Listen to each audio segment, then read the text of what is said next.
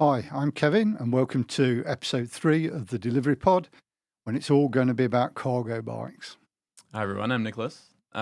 Today, we're lucky enough to have Nigel Gordon-Stewart in the studio with us. Nigel is the chairman, the executive chairman of electric-assisted vehicles, or what they go by as EAV.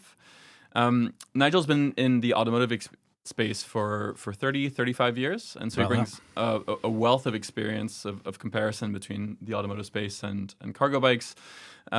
He joined EAV in 2018, and since then he's been helping steer the company into one of the most important cargo bike makers today. Is there anything I missed there, Nigel? No, not really. I mean, it was one of those kind of fortuitous meetings. I'd worked with the father of now the founder of EAV, Adam Barmby. His father, John, and I had worked together on a project many, many years ago, would you believe it, for the Sultan of Brunei. Okay. Whereas we were at the time, we were actually putting paddle shift gearbox onto his personal Ferrari collection. And that was 25 years ago, and I happened to walk into the facility on another errand, as it were. Bumped into him, bumped into Adam. We ended up having a conversation where he said, "Look, we've got an opportunity with DPD to produce some e-cargo bikes. What do you think?" Mm-hmm. And from that came EAV. So that's literally how it started. Listeners, you're unlucky that you weren't listening in before we kicked off this session. We're hearing all about road trips across the U.S. and Nigel's fledgling rock career in the 80s. This is very true. A long time ago. But let's keep on topic. And that could be another podcast all by itself. itself. It could easily be. So just go back to our subjects, is we talked a bit about the 3 pillars of what we're trying to do. One is the changing world of e-commerce and the increasing number of e-commerce deliveries that's being made. Customer expectations, we talk about speed. You'd be pleased to know we're not going to talk about either of those today. We're going to talk about the change in infrastructure and really focusing on cargo bikes. So because we've used cargo bikes quite a lot in this podcast so far, perhaps, Nicholas, you can help us understand what a cargo bike actually is. Sure. And Nigel, feel free to correct me or hop in whenever you want to.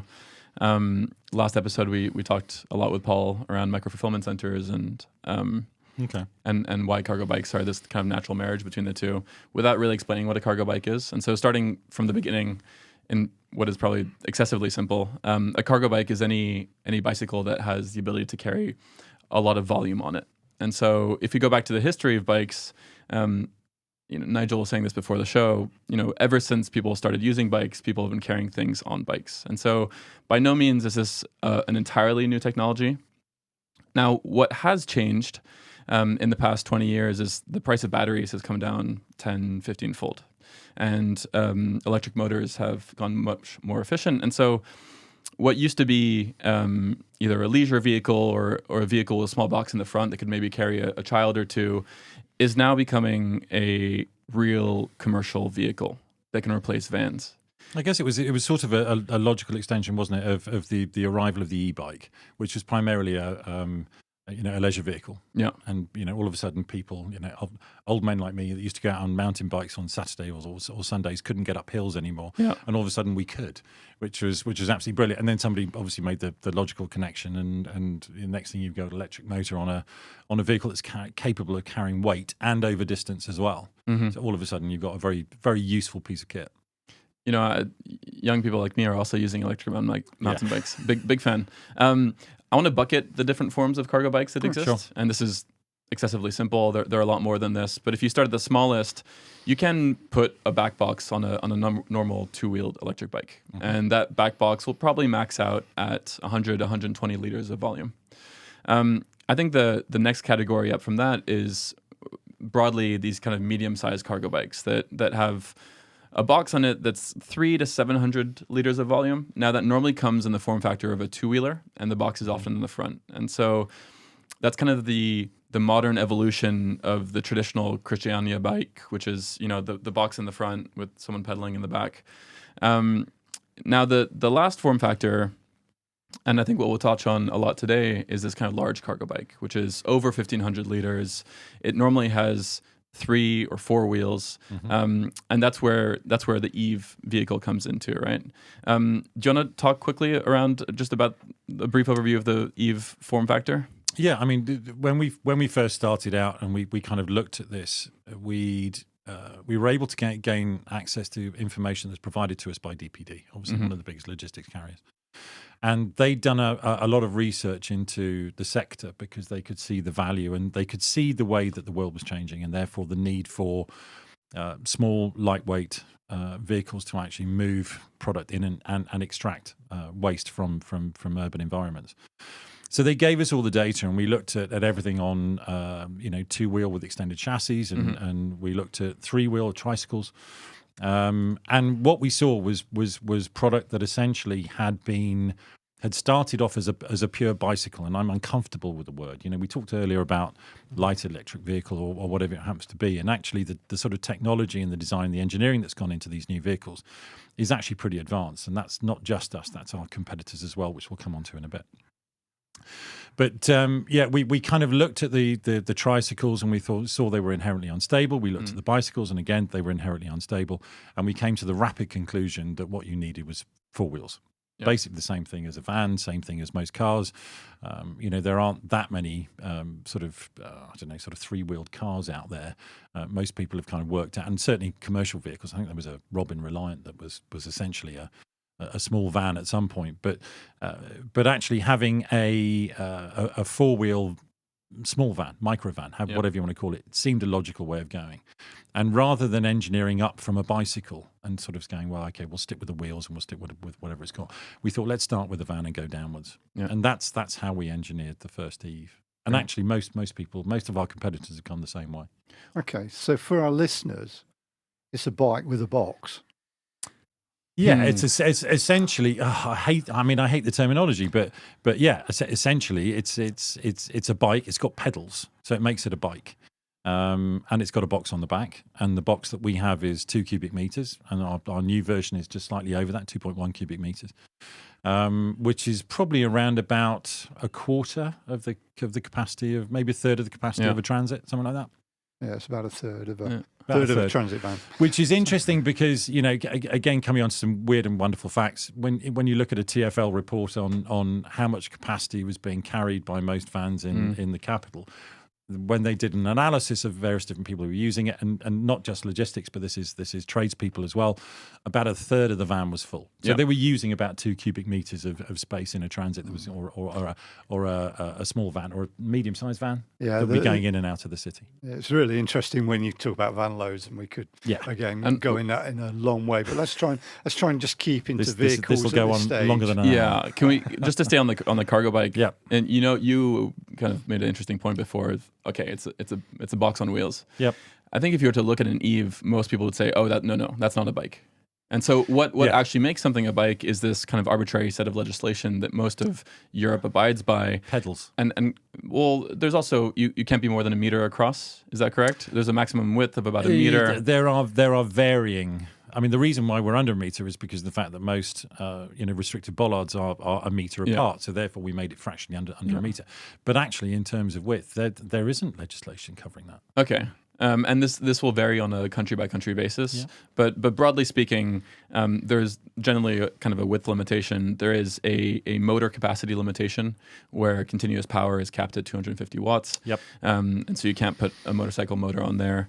And generally there's a speed limit.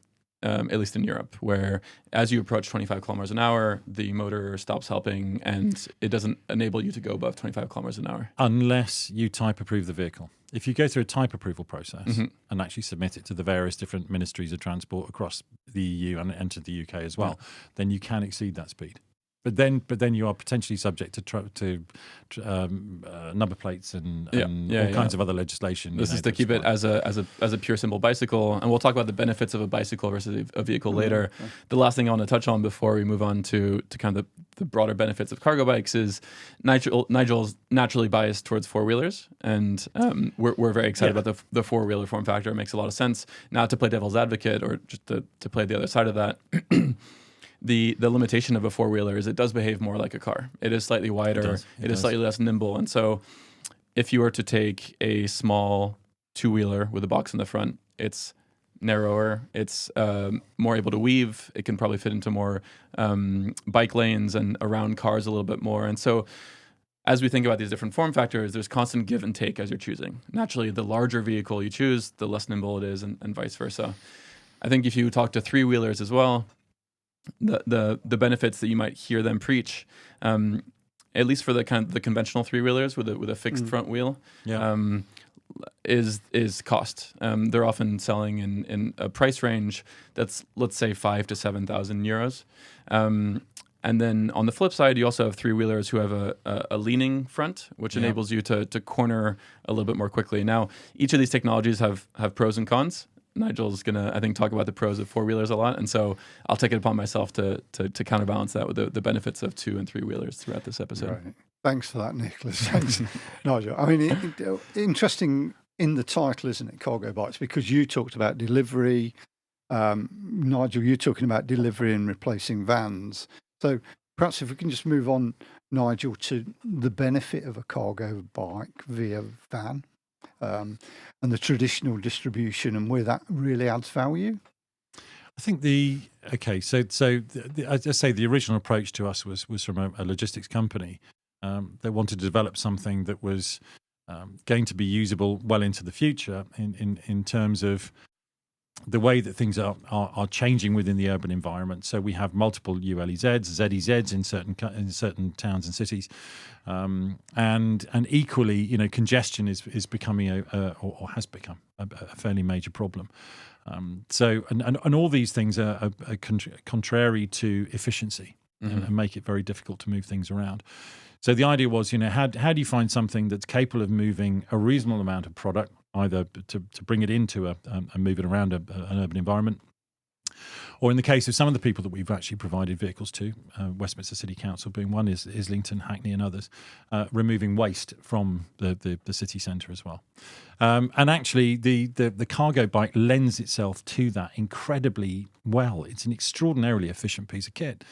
It's relatively inexpensive in general terms. It can use areas that through legislation that other vehicles can't use. Bicycle lanes and bus lanes and various other bits and pieces. And it actually makes it a very efficient form of transportation. The calling it a bike is actually a bit of a cheat because it's only a bike because it's got pedals. Yeah. Technically, if you took the pedals away, it wouldn't conform with legislation. So the pedals are there really just to provide information to the motor to let the vehicle know that it needs to actually respond. So you're saying 100% of the power is coming from the motor? Yeah. Okay. Yeah. I mean, you shouldn't be pedaling an e-cargo bike. If you are, you're doing it wrong. So and actually making life hard for yourself. So actually, it's kind of very interesting, and I equate it to, and Kevin will be able to remember this. I'm afraid you won't, Nicholas. I apologise for that. But back in the day, there was a legislation for mopeds. Yeah. And they had to have pedals, 49 cc's. It had to be under 49 50 cc, whatever it was. And they had to have pedals, and that was a prerequisite. And and after a while, everyone kind of looked at the legislation and went, well, that's just pointless. And the pedals disappeared, and they had foot pegs, and that just became a moped. And I have a very strong feeling, that ultimately will be the final development of effectively of cargo bikes, is they won't need the pedals anymore because they're, as I say, they're there to provide a signal to the motor to be used, but they are not there to provide power for the vehicle. And there are four-wheeler makers that are currently doing kind of a motorbike approach to cargo bikes as well. A sort of series hybrid, or as in no pedals at all. No pedals at all. Like a Scubik or a Paxton or something. Paxton, absolutely. Yeah. And effectively, then you've got a vehicle which requires to fit under the normal legislation, effectively. So that has to be MOT approved. It has to be taxed. It has to be registered. It has to have a number plate. And it has to have safety belts and crash structures and all those kind of other bits and pieces. So all of a sudden, you start to bring into that sector a very different set of regulations. Yeah. And so what about the benefits though, guys? I'm understanding all of the technical aspects. Yeah. But what about the benefits? Why go to a cargo bike? Yeah, let me mirror back some of what Nigel was just saying. You talk about efficiency, which is a pretty broad category. I think that efficiency, you can really break it down into two categories. One is kind of operations efficiency or speed, basically, and the other is cost efficiency. Yep. And so on the speed side, you have a vehicle that can use alternative infrastructure, so bus lanes and bike lanes that can park more freely. Yep. Which is a huge pain point for logistics providers, which is really the focus of this podcast, even though there are other use cases for cargo bikes, and that can weave between traffic in a very congested city. And so those are the main three kind of speed elements, right? Yeah, absolutely. Yeah. I mean, to the extent that we're actually trialing at the moment a paramedic version, which you're aware of. Yeah. And that specifically is because of the fact that the London Ambulance Brigade believe that they can actually get a vehicle to somebody, category 2, which they call which is, something has to be there within 40 minutes or something. Yeah. They believe that a cargo bike can get there quicker than a conventional ambulance. Yeah. So is one of the things parking, though, for speed? Because if I'm driving a van in London, trying to find somewhere to park is quite difficult. It's extremely difficult. I mean, hence the reason why the congestion is, because of the fact that it's actually creating a backlog of vehicles trying to move past vehicles that are parked, albeit very briefly. Especially if they're doing logistics deliveries, people believe that if double park, hop out, go and make a delivery, whatever it happens to be.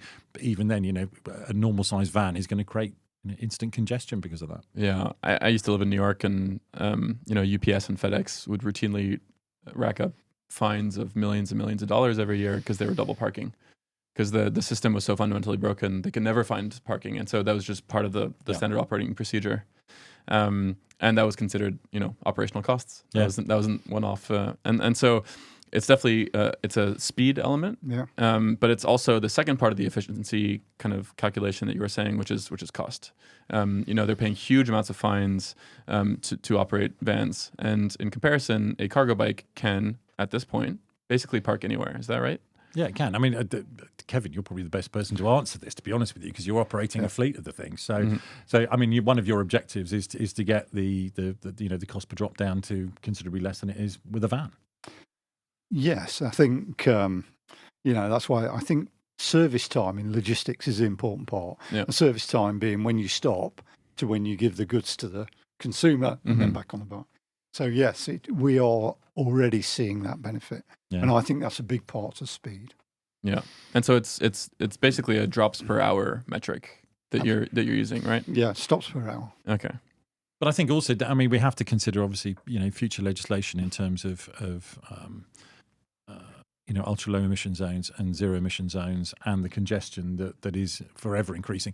If your objective from an environmental perspective is just to have clean air, then that's fine. What you're just going to have is silent traffic jams. You're going to have lots and lots of electric cars all still jammed up and not being able to go anywhere. And again, that's going to improve the efficiency of e-cargo bikes, because they can still be able to move through the traffic a lot more freely and a lot more quickly than any electric van will be able to. Yeah, and so let's try to put some numbers to that speed element. I think the number that we referenced last episode that we've read in some University of Westminster reports is that a cargo bike can do about 1.6 times the deliveries per hour that a van can.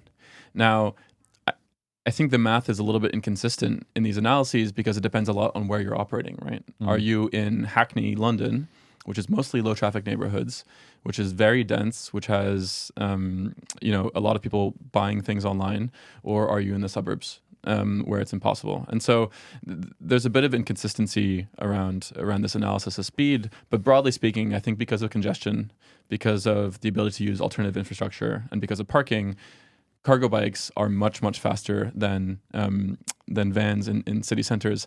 I've been thinking about this a lot lately, and so when I see cargo bike operators in cities, when I'm biking around, I always stop and chat with them. And invariably, it's kind of the same response. I was in Paris a few weeks ago, and I stopped a guy who had a trailer behind. And he said at first, his logistics company kind of pushed a cargo bike on him, and he's like, "What is this? I'm going to be exposed to the rain. Why are we doing this?" And then, 2 weeks later, he's like, "I would never go back to a van. I can do my whole shift in 2 hours shorter, and I go back home sooner." And so, efficiency is a big part of this. Now, the second part is cost, and I think you touched on we touched on parking before, and so that's obviously part of the cost equation.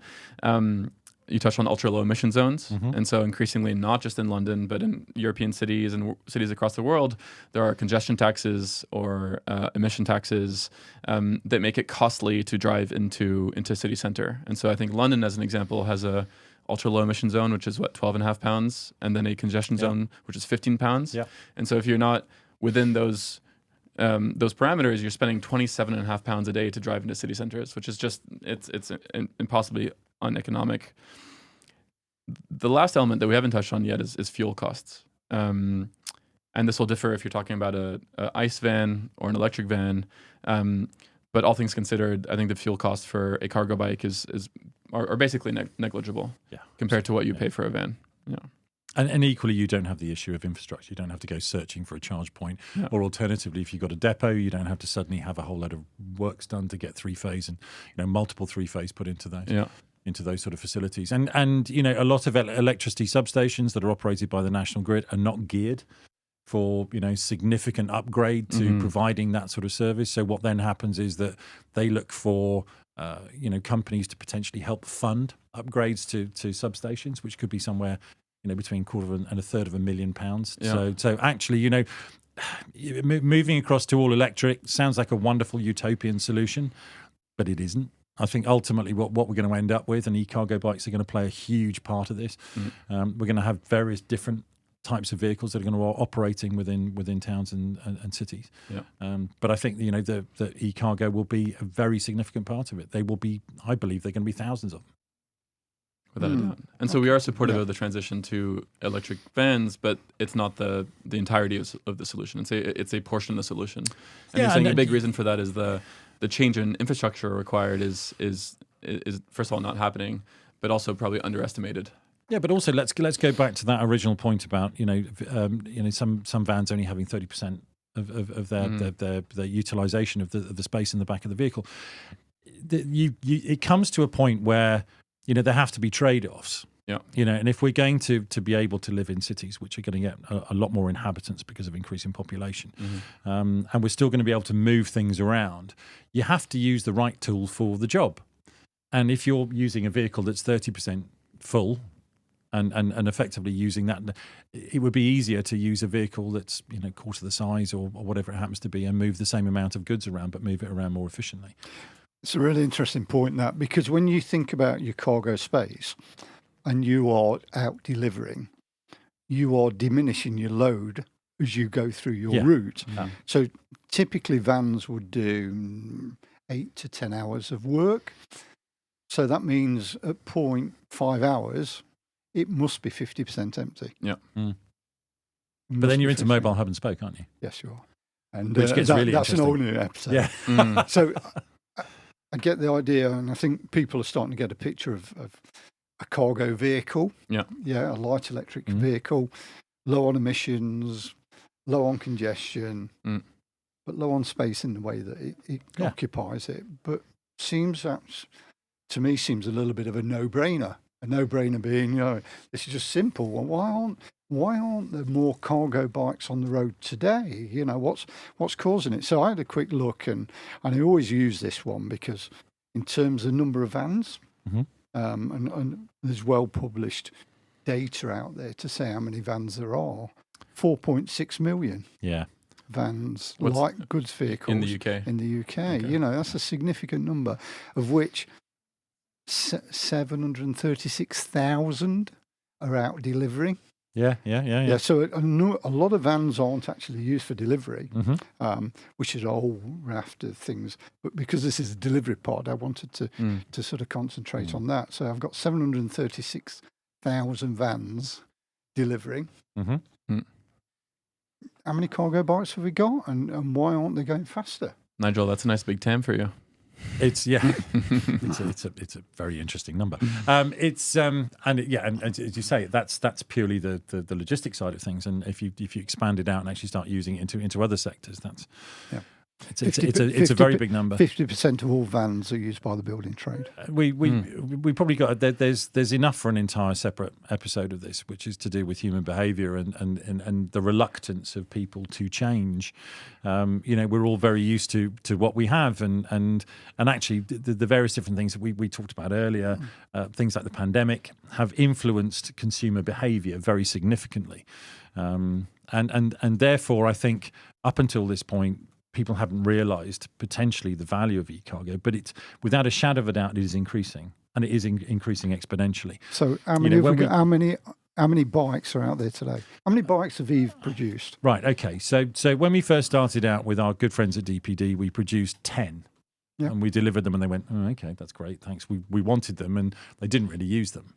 It was kind of like, who do we persuade to actually use these things rather than drive their nice, comfortable vans, and they can stop at 10:30 and listen to Popmaster, or not anymore, unfortunately. Poor old Ken Bruce. Yep. Well, not poor old. He's moved on. He's moved on. He's just gone and do something else. But look, and actually adoption at that time was very low. And actually, we had, Leo Bethel. He's in our sort of head of sales. He was out there speaking to lots of people, and it was very hard to convert people.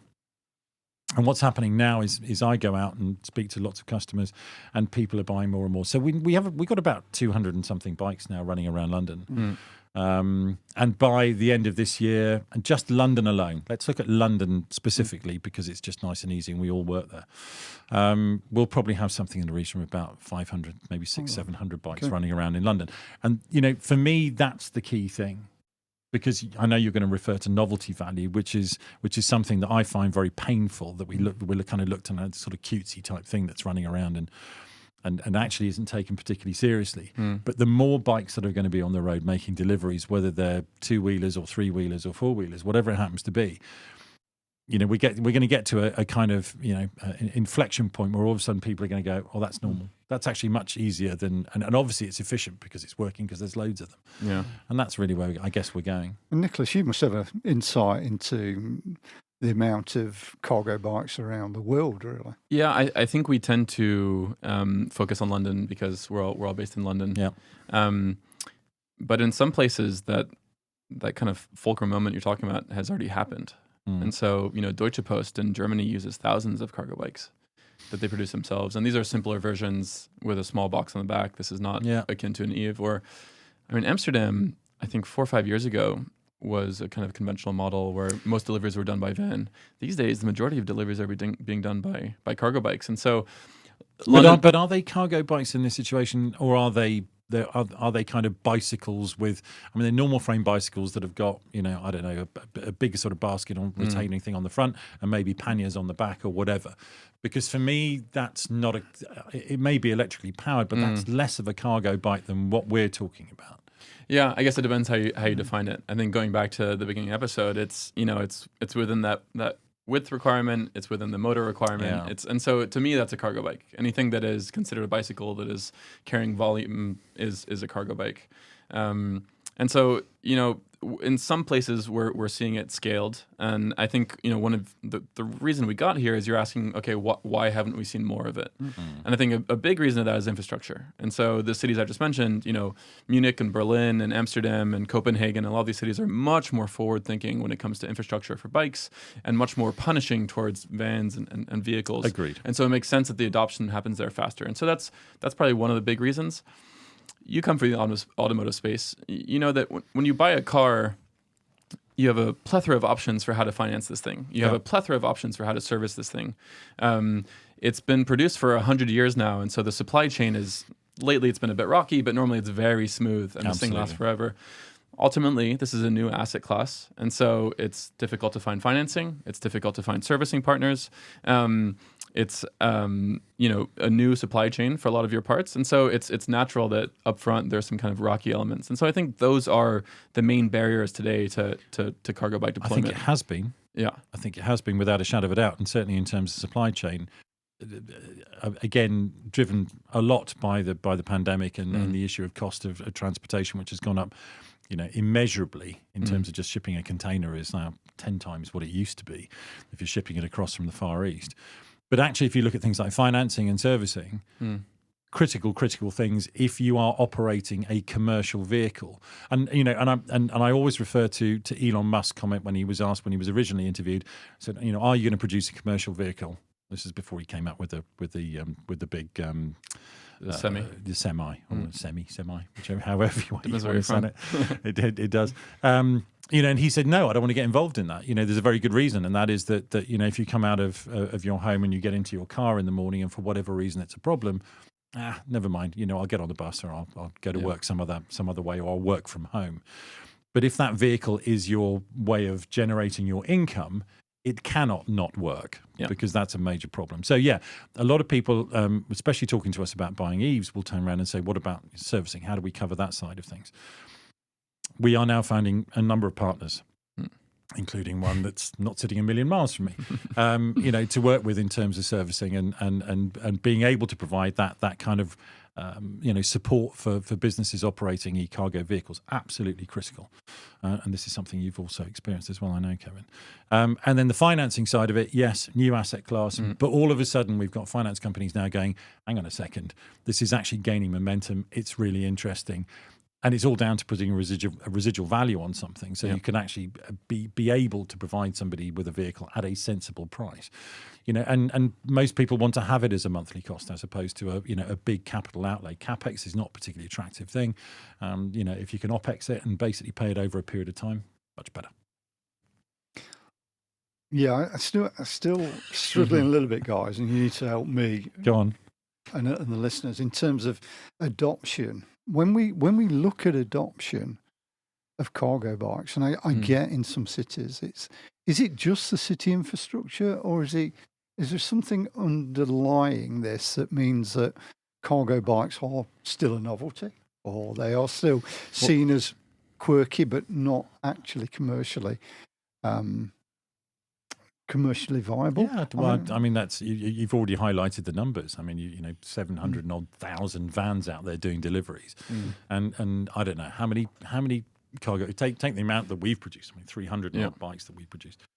If you then go out and look at how many other bikes, Urban Arrows and others that are out there running and doing that sort of work, it's a fraction. It's not even 1% probably of that sort of volume. Yeah. So yes, it's going to be reviewed it's still going to be seen as a bit of a novelty. Yeah. And it has to prove itself. Everybody that we speak to about potentially buying one of our vehicles turns around and says, "Can we do a POC? Can we have a trial process? We need to go through a process to actually validate whether this thing is capable of delivering what we want it to deliver." Yeah, absolutely. And I think you're asking for one more reason as to, and this goes back to the last episode, is that cargo bikes and micro-fulfillment centers go hand in hand. One of the limitations of a cargo bike, unless you alter it in some way, it cannot go above 25 kilometers an hour. And so we have a logistics system that's historically had fulfillment centers on the outskirts of the city, which they need to take a highway into the city and then do drop-offs from there. That's not you can't just switch out a cargo bike for a van in that scenario. You're also switching out a system where you're changing your fulfillment model to include some sort of fulfillment in the urban core itself. And so those two things need to happen in tandem. Now, we're confident that when they're done in tandem, this is faster and more traceable and more efficient and more sustainable.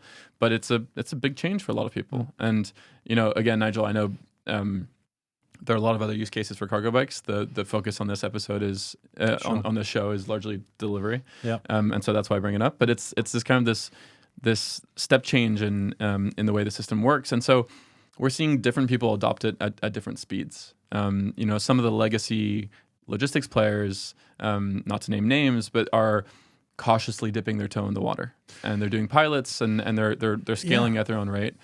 Some other big players have come out and said, we're scaling across Europe with this. It's happening really fast. We're going to do it. But a lot of the innovation that we're seeing is from startups that are seeing that there is a need. The Delivery Mates is very much one of these, where they're seeing there's a need for faster urban logistics, and they're just focusing on that last mile part. And those are a lot of the early adopters. These are the risk takers. But the great thing is you're into all kinds of areas of company culture then, aren't you? If you have a startup, the culture is what you want it to be from the very beginning. Yeah. If you're a fleet manager who's taken over a job at a big logistics company, you've got this enormous kind of super tanker of of kind of company culture Mm-hmm. that then you have to, if you want to change it, you've got to slow it down, and the process of slowing one of those things down takes a long time. Yeah. And that's another reason why, in terms of people sort of a greater level of adoption with some of these, as you say, these big logistics companies, it's taking them a long time to affect change within the organization. Regardless of what the data is, you could go to the board and go, hey, look, I've got this amazing bit of data that says that, we're much more efficient, it's quicker, it's this, it's that, it's the other. And everyone goes, okay, fair enough, let's have a think about it. Let's run a trial. Let's run another trial. Let's do a third one just to be absolutely sure. Just takes time. It's also a change in labor model, hugely. I mean, Sure. one benefit we didn't touch on super clearly when you first asked the question, like, what are the benefits here, is someone operating a cargo bike can be 16, doesn't need a driver's license. You largely don't need to insure this thing. And so a lot of the legislation around having a registered vehicle does not apply to cargo bikes. And so I'll pull you up a little bit on the insurance side of things. Okay. Yeah, we are very, very specific in terms of conversations with potential buyers that insurance is something they need, both for the contents of the vehicle themselves, because obviously, if they're delivering packages, I don't know what the value is, but obviously it could be fairly significant. And equally, these are still vehicles. And this is where you get the interesting bit between a bicycle, a relatively small bicycle with a kind of, sort of rack on the front or whatever, and you kind of cycle around delivering bread. And then you've got, an e-cargo bike, which potentially could be anything from, half a ton up to, 850 kgs. That's a vehicle. Yeah. That's a proper vehicle. And ultimately can damage something as much as it can be damaged. So therefore the insurance side of things is critical. And this is where you start to get this weird crossover into automotive, which is definitely the way it's going. Yeah, I think you make a really interesting point about logistics and why they won't move. And as a business, and if we've got assets tied up on 5-year leases, and I've got an infrastructure of out of town depots, and it's all working relatively well, why would I change? How can I change? Because I've got, by definition, probably 20% of my fleet being changed every year, but I can't change that in isolation, because I need to change to micro fulfillment centers, micro hubs, all those things we talked about before. And I think those are intermingled. It's not going to work without legislation. Yep. Hence, that's why we've got 8 episodes of this thing to go through. And in isolation, you can't do them. Yeah, absolutely, without a doubt. Because we, and I won't, again, not naming names, but we've spoken to a number of major logistics companies who've looked at e-cargo bikes and go, "We love this. This is great. This is a great solution. However, we've got an entire back section of the business in terms of everything else that operates, our entire operating process, that we need to kind of revise in order to adapt it to be able to use these sort of vehicles." And then they go, well, hang on a second, is something going to change? Is something else going to change? Is there going to be another change in legislation? All of a sudden, is the government going to go, don't worry about internal combustion engines, we'll let them run forever? Or somebody, invents the sort of the inverse of kryptonite for cars, and all of a sudden they've got a solution which will allow people to carry on using internal combustion engines forever. So there's to a certain extent there's a little bit of trepidation in terms of do this big step, or is it a big step? To start using cargo bikes, or do we kind of wait and see what happens? There's a little bit of wait and see, I think. Probably wait and see is the problem then. It is. I think it's definitely part of the problem for sure. But how long can they wait and see? I mean, going back to the narrative that we like to hammer on in this series, is there are 3 things that are happening: more and more packages going into our cities, faster delivery expectations, and the inability to, the legislation you touched on, but the inability to use vans in city centers. And so you can wait and see, but then suddenly, in 3 years' time, you're 4 years out from not being able to buy ICE vehicles in the UK anymore. Suddenly the congestion zone is expanded out, and so there's a limit to how long you can wait and see. Yeah. So there's two things from a data point of view I think are worthwhile examples. One is we have a customer that it's took 9 months to get to the cost per shipment unit that they want to get to. We have another customer that we're talking about adoption, and they've been a piloter for a while, and said, well, how could you help us with this? How can you do this? The single biggest focus is I need my cost per shipment from day one to be the same as on a van. Yeah. So those conflicting priorities are the ones that perhaps are holding us back as well. And we need it's an economies of scale, isn't it? You've been in automotive manufacturing, your bill of materials costs come down, your assembly costs come down if you do volume. Yeah, that's why an Austin Martin costs a little bit more than a VW. Yeah. And the interesting point about that is that actually one of the things that you're not considering at all in that conversation is the environment, which is supposed to be kind of key to this. But actually, we always end up going back to the original part of it, which is, how do I make this cost effective? How do I make it cheaper to use e-cargo bikes than it is using vans? Oh, and by the way, the environmental benefits from it is just going to be like a sidebar. It's kind of like, it's kind of a useful thing. Look at us, we're reducing our carbon output, but actually it's cheaper and we're making more money on the bottom line. Number 5 on the procurement list. There you go. Yeah, absolutely. And that's a big worry to me, because the banning of the sales of internal combustion engine vehicles, whether it's diesel or petrol, it's being done for a reason. It's not being done just because of the fact that somebody wants to be bloody minded within various different governments throughout the world. It's being done because of the fact that actually, from an environmental point of view, we are in a bit of a catastrophe, but nobody seems to want to admit it. To do the right thing. It's bizarre. So some really interesting pieces on understanding what a cargo bike is, and thank you for going through those. I understand some of the limitations, but also some of the benefits of that. The barriers, I think, are interlinked with other things, Nicholas, that we've been talking about some more. And clearly no one of these things in isolation are going to make that change. It's a holistic solution required, isn't it? Yeah. Literally the whole thing. Someone one day has got to wake up and resolve the whole thing. And we're working towards that. Well, that's the reason why we're doing these things. Hopefully, the more we talk about this, and the more sure. people who educate themselves and understand those. So we know the productivity can be right because it's proven. We know the environmental benefits are right. We know cities are changing, and therefore we need to adapt to that.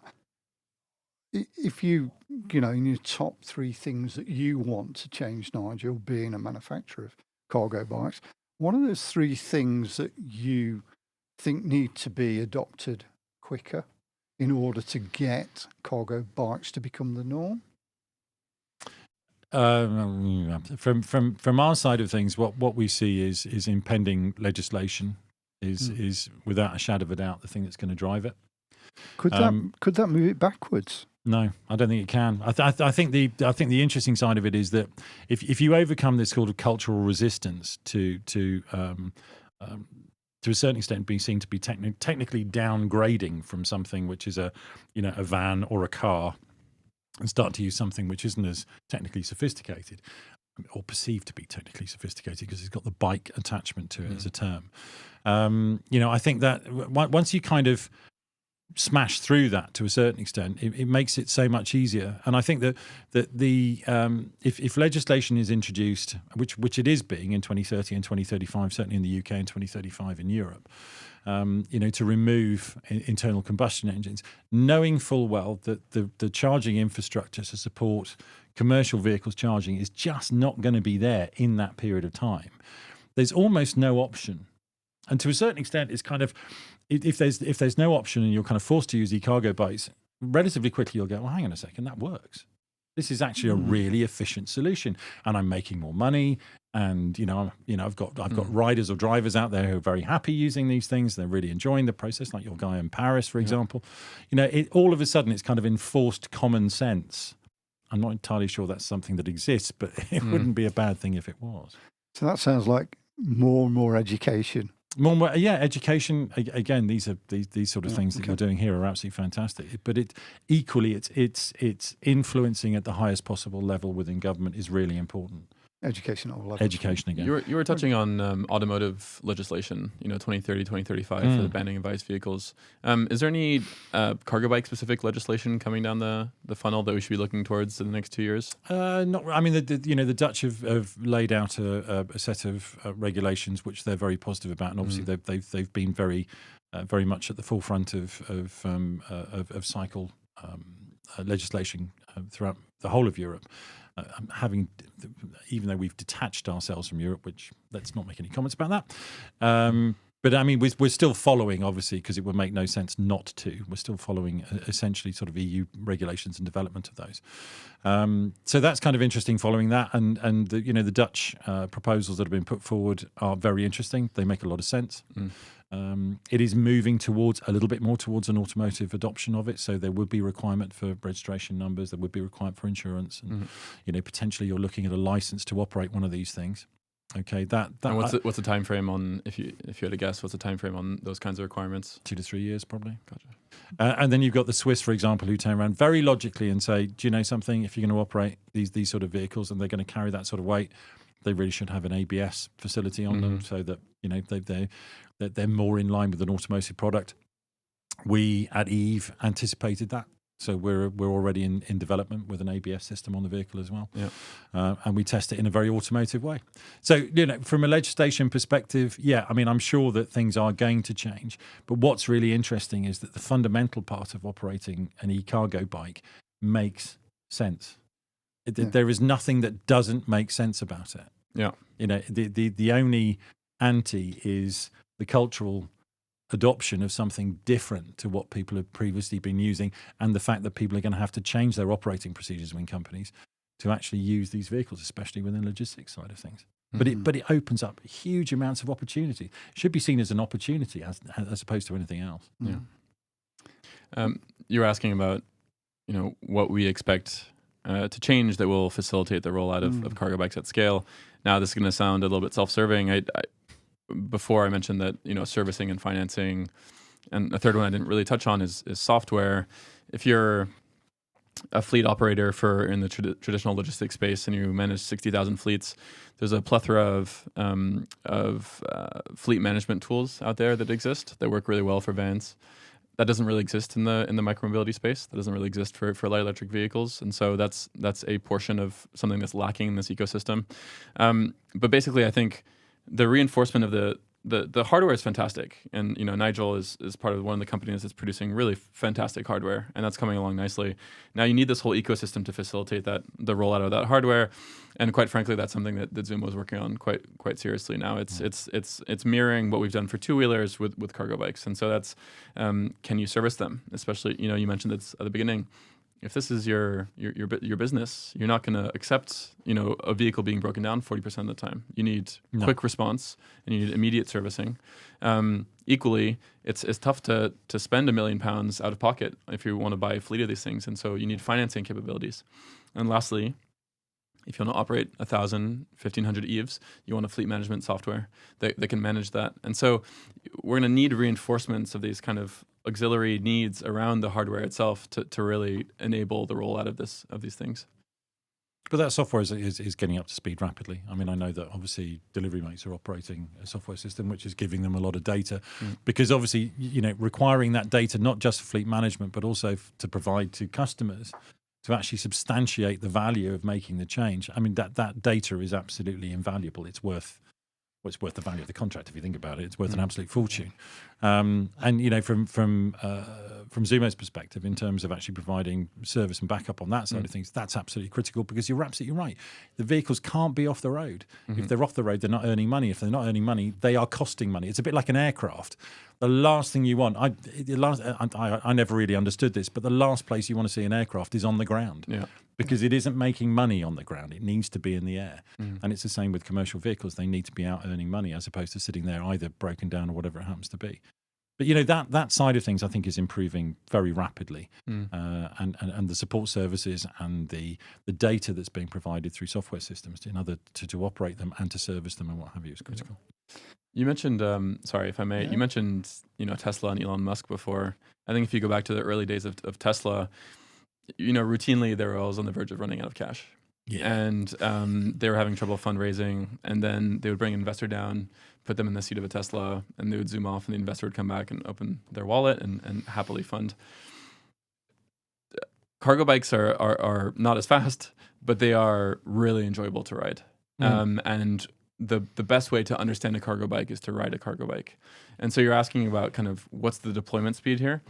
It's hard to say when, but it's exponential. And so the more you see EAVs in a city, the more you experience either receiving a package from them or writing them directly, or as a business owner, understanding how quickly they're operating, the faster there is adoption. And so that kind of exposure, I think, is going to accelerate this greatly.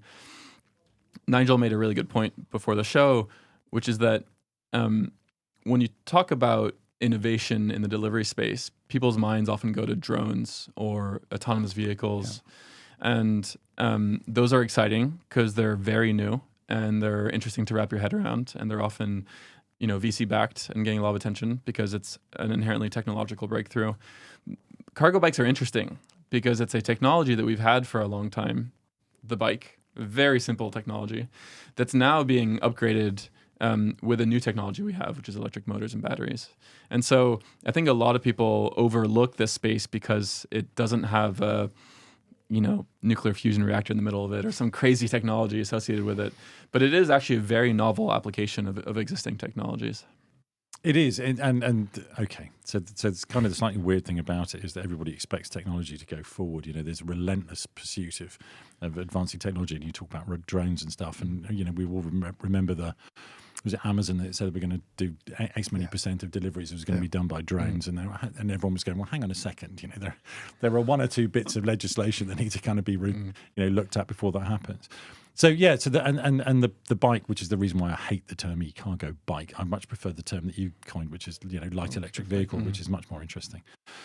But essentially that we've kind of regressed a bit, but it's not really regression. It's just you can work out after a while that if you want to have if you want to reduce congestion, if you want to have improved air conditions, if you want to have towns and cities which are ever expanding. And somebody said to me the other day that I can't remember what it was, 2020, there was something like, 20 mega cities in the world.